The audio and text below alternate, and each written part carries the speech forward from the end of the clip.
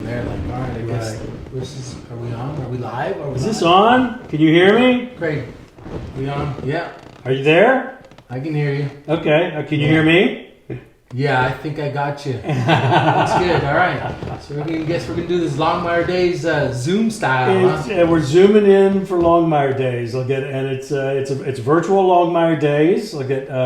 When Governor Gordon came out with the announcement that there would be no groups of people over 250 people, we decided that whenever we were from like 10 to 14,000 people there in Buffalo for Longmire Days, we were kind of over the limit, I think, a little bit. Yeah. So we opted for a virtual Longmire Days, which has presented a number of interesting difficulties that we're not used to dealing with. I mean, there's a reason why it is that my protagonist, Walt Longmire, doesn't even carry a phone, for goodness sake. And then, in the last book, in Land of Wolves, Walt had this battle going on with Ruby, where she was trying to get him to learn how to operate a computer, and it didn't end well. It's not something that Walt takes to very easily. So technology is a little bit of a challenge for us. For you, it's not. It's kind of what you do for a living, for goodness sake. Well, yeah, I do a lot of this type of stuff, but it's all new to all of us. This Zoom stuff is all new to me. So figuring it all out, sometimes I feel like Fred Flintstone in the George Jetson world, you know what I'm saying? Absolutely. There's a lot of us Absolutely. Like that. I've had a little more practice working in Indian country. A lot of the trainings that I do have all been canceled, and everything's going to Zoom, doing virtual trainings all over Indian country. But the thing is, we're still making things happen. We improvise, adapt, and overcome. And that's what we have to do with Longmire Days, and so be it. We'll make it happen. By golly, and it's also obviously a big thanks to all of the people who've helped to make Longmire Days this year, the virtual Longmire Days, possible. I could list through all of the names of all of the people that have made this possible, but I'm sure we're going to run credits at one point in time, and we'll just show all of those people. But one of the groups that we need to say thanks so much to is the wonderful group of performers that we've had who've kind of stepped forward, even though they might be in some of the more hot spots of the COVID-19 stuff, in New York and in Los Angeles and all these places. They've kind of stepped up, to the plate for the virtual Longmire Days and done these magnificent readings from The Next to Last Stand, the book that comes out September 22nd. It won't be out until towards the end of September, but we got them to do readings from it. Yep. And what's been really kind of amazing, of course, with that is that you get a chance to hear them perform, whenever they're doing dialogue, or even little snippets, when they do a descriptive passage or something, or a musing, or a train of thought kind of process, stream of consciousness kind of thing, in the TV show. But you very rarely do you get to hear them speak for pages at a time. Right. And for me, the written word is kind of special like that, and I put a lot of work, and a lot of effort into those words that I choose like it, and so you want them treated with a certain amount of respect. And all I can say is, if anybody had any doubts about the quality of performers that we had for Longmire Days, or still have for Longmire Days and for Longmire, boy, being able to hear these readings, literally will just knock your socks off, because they're just amazing performances. They really, really are. And since the books are written in first person, it's Walt Longmire, and so it was kind of fun to hear all of the other actors do their Walt Longmire imitation. To see them attempt to do a little bit of Robert Taylor there, just a little bit, and see their take on it, but they all just did such incredible jobs. And then the musical performances by the Martinez family, and by John Bishop, and the two incredibly mature young ladies that he has performing with him. I'm just surprised that they could put up with the juvenile shenanigans of their accompanist that sat between them.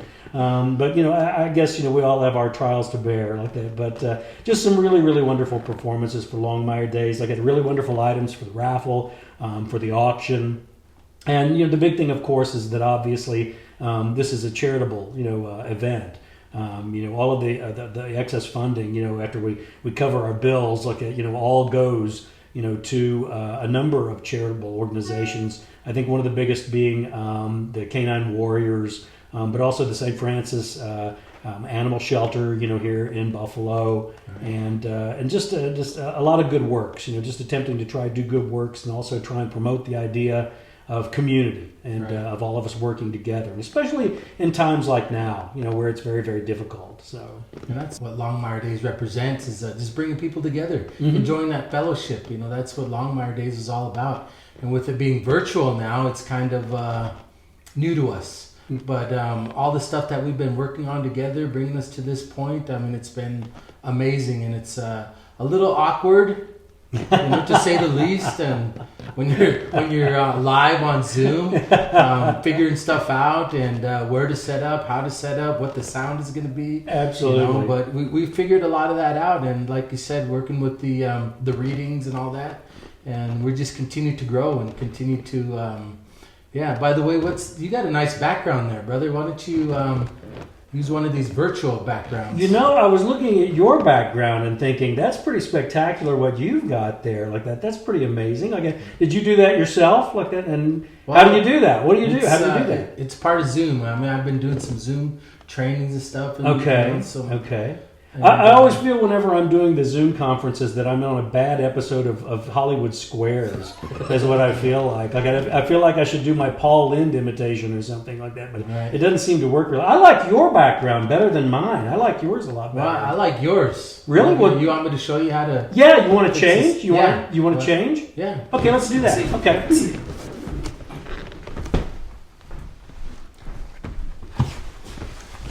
Oh, wow. Okay, yeah. Wait a minute. Oh, something strange is happening here.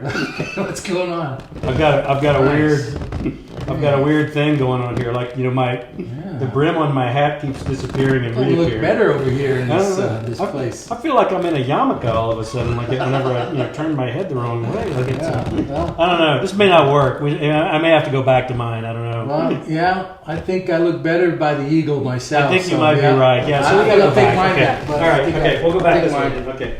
All right. Anyway. Oh yeah. I think we've done a pretty good job of figuring this Zoom stuff out. I think so. Where we really got it all figured out, don't you? I think so. I think I think maybe let's all right, virtual Longmire Days, ladies and gentlemen. Welcome aboard! It ain't going to be smooth sailing, I can guarantee you that. We'll figure it out, though. Awesome. Very good. Hey, well, what do you think? I guess we should move on to actual virtuality. Yeah. Is that a word? Virtual virtuality? Well, it is now. Okay. We're good to go. Awesome. Signing out, brother. Anyway, here we are. Like that, we did kind of play a little trick on you with our Zoom call. Marcus and I were sitting there talking about it, and we'd never ever seen anybody do that, and so we thought we should do that. Okay, and so hopefully you got a laugh out of it as much as we did. You might want to hang around at the end.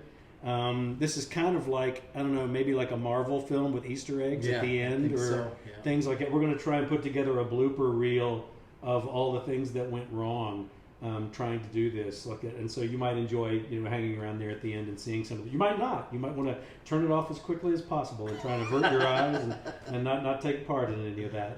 But anyway, we should have been filming all the stuff that we've been working on and all the bullshit that we've been talking about. There was a lot. Yeah. We've been kind of, I think when we started with the idea of doing virtual Longmire Days, we had this naive idea that it was going to be a lot simpler and a lot easier. And that is just not the case. With the amount of editing, the amount of filming, the amount of time it's spent, with the different production values that we've got, as limited as they are, it still took an awfully long time to be able to edit those pieces together, to try and go all the places that we had to go to. Right. I mean, we went to a remarkable number of places. Little Bighorn Battlefield when we first met over there. We did when they on the day they opened it. When they reopened the Little Bighorn Battlefield, or the Battle of the Greasy Grass. Battle of the Greasy Grass. When they opened it up, the day they opened it up, we ran up. Marcus ran over from Hardin. I ran up from Ucross. And we met to get there so that we could do some filming at the battlefield because there are just some aspects, I think, of the battlefield that you really can't mimic, anywhere else. Right. I mean, I love the monument, I love the grave sites, but one of my absolute favorite parts of the Custer battlefield, is the prayer flags on the little jasper bush that's up there at the top. Yeah. And that's the readings that we worked on, the readings of your next book, and that's a lot of the comments that we get about your books is that you're always so accurate. Well, you try. You try as best you can, like that, and especially with this one. This was a particularly, difficult book as far as the history and the research is concerned, like that, because when you look at the different aspects of Western history, one of the things that looms large, one of the mountains, I think that looms large in any kind of Western history is going to be the Custer battlefield, and Sitting Bull and Crazy Horse and that battle, there's just been so much written about it. So many bad movies have been made about it. And so, for me, it was one of those things that I literally would cross the street to avoid, happening to get involved, too much, with the Custer battlefield. But when I found an access point, for this particular novel, which was Cassily Adams' painting, Custer's Last Fight, which was the painting that was bought by Anheuser-Busch, and sent out as millions of posters, all over the country, all over the world. That was the access point, and that's really kind of the fun part of taking a very large issue and then trying to find a way to approach it. Right, because there's other views, especially the native view. Oh, because a lot of people refer to the Little Bighorn battlefield as Custer battlefield. Yeah, when it's actually the name has been changed to Little Bighorn battlefield. It has. And a lot of times people will say, well, it was as if, there was a fight there and there just so happened to be Indians. Absolutely. Yeah, absolutely. So, they were kind of an intrinsic part of the whole process. They're part of the fight. Yeah. But that when I started doing the research, I read so many books, and there's a listing, in the acknowledgments of the books that talk about, all of the different books that I read and some of the better books that I read, and of course, some of the research materials that I used. There's been a kind of a change a little bit, in the view, of the Little Bighorn battle, and what it was that was happening at that point in time in history. And, so obviously the literature has changed a great deal. And one of the wonderful things is that there were a number of archival, archivists, who, for lack of a better word, that went back and since the majority of, both the Lakota and the Cheyenne and the Crow, a lot of their history was not written. It was oral histories. And so thank goodness, a lot of these guys went back and actually interviewed a lot of the individuals who, happened to be, at the Battle of the Little Bighorn, and get a lot of the story from their perspective and what theirs was. And then you've got amazing writers like James Welch, on Killing Custer. That is just an absolutely magnificent book and incredibly well written. And just a marvelous, opportunity to be able to kind of use this buffet, of all of these different, voices and perspectives, to bring together the information that you want to bring across, in telling another story, which is a novel, which is the novel that comes out in September, The Next to Last Stand. And hopefully I did a good job, in bringing across as much of the detail and as much of the truth about that battle as we can possibly get across. Oh yeah, I think you have, and I think people are really going to get a good taste when they listen to the readings of Zahn, A, Bailey, Luann, even Robert plays. He does a relatively good job playing Walt Longmire, don't you think? He does all right. I think the other actors were actually better Walt Longmire. They're right on. So Luann's was really, really, really good. I think Luann could have probably played Walt Longmire. I think so. There's a possibility there. But there's a lot there to play with like that. But I mean, it was very, very interesting, because I remember. When we first asked, the actors if they were willing to do this. Well, some of them, like Lou Diamond Phillips, obviously, he's got, experience, doing audiobooks. He does the Tom Clancy audiobooks.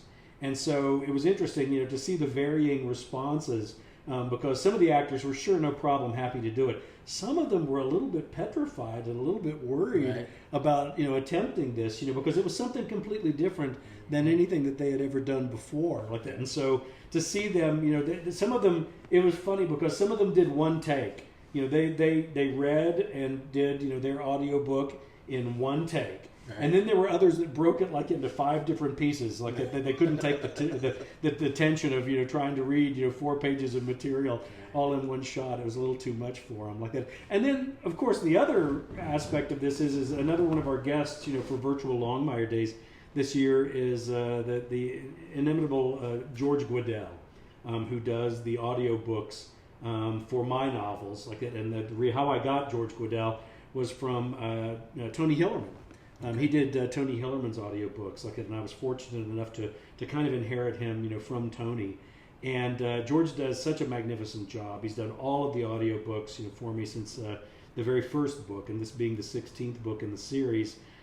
George actually, we're going to have an interview with George, and I wrote a special short story called Music Appreciation that we're going to have for Longmire Days. It's part of the package and the deal here like that. And George actually did the audio version of it. So we have that as a very special offering for you too. Awesome. Yeah. George is a good guy. I've worked with him. He gives me a call whenever you throw in all them Cheyenne words. And he gets pretty stressed out. He does. He does. I was referred to my brother. My brother's the expert and the language instructor at Dawn Life College over there. So Bert, and he gets Bert Jr. He's priceless to me. I got to tell you, because George gets a little antsy because he's not speaking in his native tongue there a little bit. He gets a little worried. All stressed out. Craig did it again. All these Cheyenne words. And what he does now, doesn't he? He calls like that and tells you guys what it is that he needs. And then doesn't your brother call him back and leave a phone message with all the pronunciations on the phone message? We've done it that way. Okay. That way, then he can just go over it. Yeah, and learn it phonetically that, and be able to reproduce it, relatively well. I think he does a magnificent job. He really does like that. But I remember, I think it was The Highwayman. Mm-hmm. We tripped him up like that, and it was either Arapaho or Shoshone. I think it was Arapaho. It was Arapaho, yeah. It was Arapaho like that. And I remember getting the email back, and he was like, okay, what native language am I going to have to learn for this particular book? He's always a little shell-shocked and afraid that he's going to have to learn a new language with every book like that. And then he recorded that one, and he said, I think I got it right. I think it's okay. And it also might sound like some, Jewish bag lady, from the Lower East Side, mumbling to herself. I'm not quite sure, But as all of you know, who appreciate George's work, he's won all of these Audies, and he's done such a magnificent job, But I think he does a pretty great job, with music appreciation, And I can't thank our performers enough. The other person that I have to thank, and be incredibly indebted to, as usual, is my good friend Marcus here, His knowledge of production, of editing, of sound, of all of these things. You would think, with 6 years of a television show that I would have a greater knowledge of that, but I really, really don't. I rely on Marcus, so much for this, and I just can't thank you enough, bro. Yeah, well, you're welcome, and I enjoyed myself.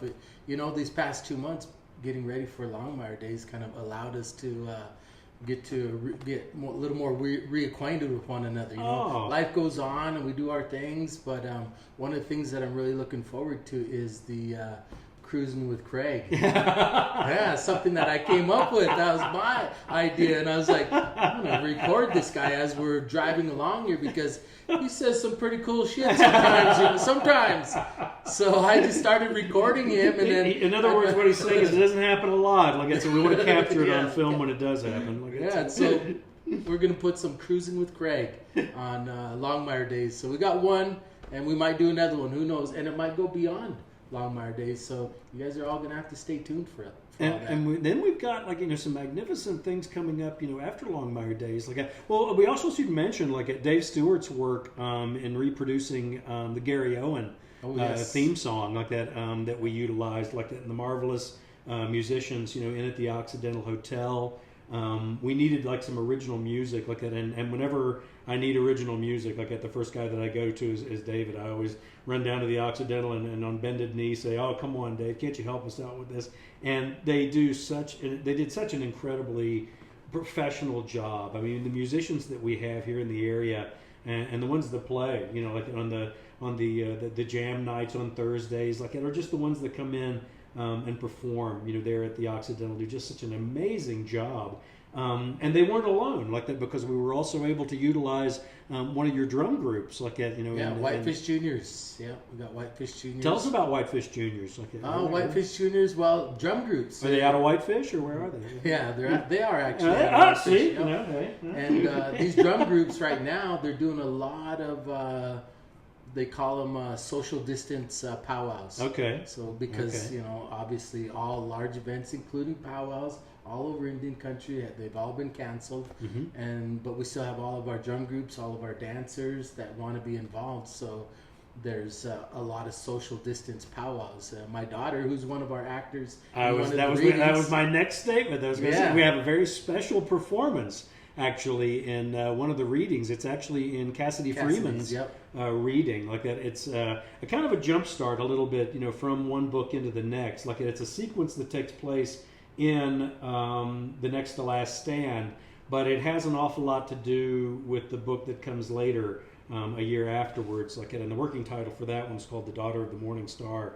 And it has a very special performer involved in it. Tani Holds the Enemy. Yep, my daughter, she's in it.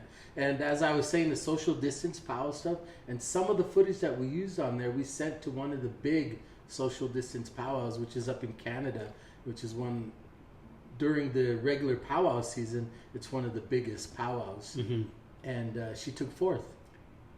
Yeah. Internationally took fourth. Internationally. This was not a lame deer or a hardened competition. This was across a couple of continents here, which is really kind of nice. And so she was really excited about that. She is absolutely charming. An absolutely charming young woman. And I have to laugh like that because the character that she's playing in the video, in the book, is a young woman by the name of Jaya Long, who has, you know, a lot of issues that she's dealing with, and she's very angry with the world. And it was so much fun to watch because all that afternoon while we were filming her, all Marcus he kept yelling at her all afternoon, going, "No, stop smiling! Stop smiling! Like you're supposed to be angry. You're supposed to be angry with the world." And her sunny disposition was constantly shining through. It was one of the biggest challenges we had as far as she gets it by osmosis. That's why they call me Indian number 4. Yeah, that's true. They do. Yeah. If you watch the pilot of Longmire, where Walt goes on or tries to go on a reservation, gets stopped by Matthias. There's this one native who keeps popping up. You know, it's like, where's Waldo? It's like, where's Waldo? He keeps popping up. You know, every time you look over somebody's shoulder, suddenly there's Marcus. But then whenever you see him, I was smiling. You are. So you seem pretty happy about Walt getting his ass kicked there in the pilot episode. Funny, that's why I'm Indian number 4. I can't be stoic enough for Indian number 1, 2, or 3. It's true. Zahn seemed to like him, so he always said, "Put him behind me here," have him standing back there, One of the things also I really appreciate about Longmire and Longmire Days, how it brings people together, brings families together. And not only Natani has been involved in this, but my son Anthony. Absolutely. He's one of our cameramen. He's an inspiring filmmaker, and this just provides another opportunity for him to be involved. And of course, Judy, Sunshine herself. She's always in the backgrounds making everything happen. Yep. So she's not here today, and that's why we were able to get away with doing what we did, because she doesn't think that's funny, and that wouldn't have worked. We have to go off script. We do. We didn't even tell her about. We didn't do something. No, she'll see it when she sees it. She'll see it with you guys, as a matter of fact. But yeah, that's a lot of it. I mean, that's, you know, where else is there a show, you know, that's been off the air, you know, for 3 years, you know, where all of the performers are willing to get together, the tech people are willing to make donations, to the auctions and to the raffles, but the group that we probably should say thanks to the most, at the people that, you know, are here year after year, and go to some pretty incredible lengths to come to Longmire Days, whether it be distance, whether it be cost, all of these things but most importantly, the energy that all of you bring to Longmire Days. That's really kind of, for me, what makes it all worthwhile. To see the excitement, to see how happy you are, you know, to meet the cast members, or to talk to me about the books, or a chance to talk with Marcus, about the native aspects of the book, the spirituality and the mysticism like that makes up such a large part of what it is that I write about. I don't think we could say thank you nearly enough. No, that brings to thought about the beginning of when you and I first started working. When you asked me if I give you something and you read it, give me some good feedback on it. And I remember after that we went to a sweat, and it was Charles the old man that gave us a blessing. Yep. For Longmire. And not only did he do it then, but when Lou came over, when they first were going to film the pilot, Lou Diamond Phillips came over to Lame Deer because he wanted to meet the people. Yep. Not just myself, but he wanted to meet the people. So we went around the res and we went back over to Charles, and he gave us a blessing. He gave us a cedar blessing using sweetgrass, and he talked to us and said, "You guys do what you have to do, because what you have here is good. It's good." Longmire.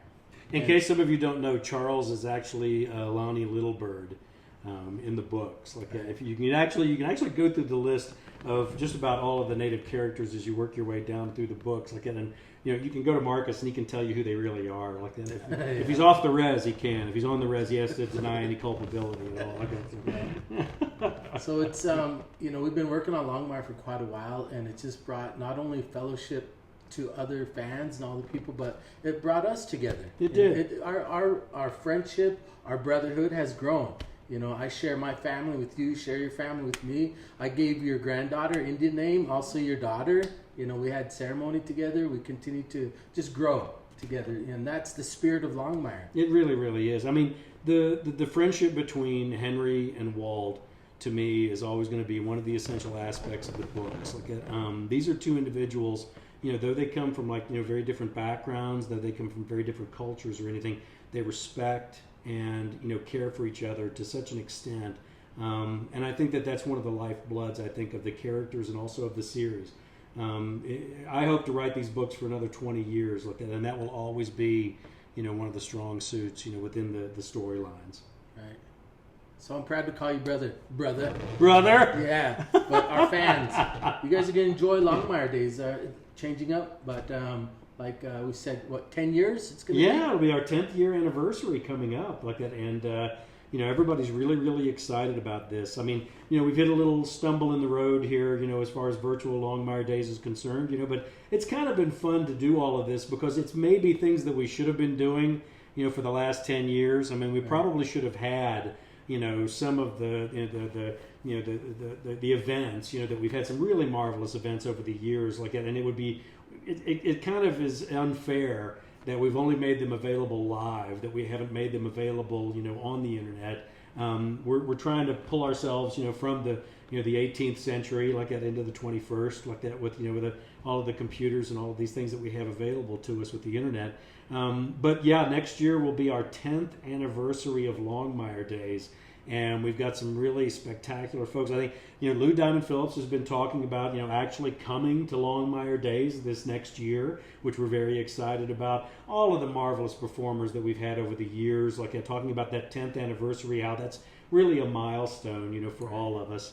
And then George Guedel, having George show up, and have him also be a part. We're going to try and move George past the Hudson River, and I think we kind of got him as far as somewhere in central Pennsylvania this year, but next year we hope to get him all the way to Wyoming. Wild West. Keep your fingers crossed, that'll happen for us. Awesome. And of course, I'm going to kidnap Marcus and drag him back down here next year for the 10th year anniversary. And next year, Indians are going to beat the Cowboys in the softball game. Oh, a bold prediction. Bold prediction. Okay. We were so close last year. Okay. So close. Is Lou Diamond Phillips pitch? Does he pitch?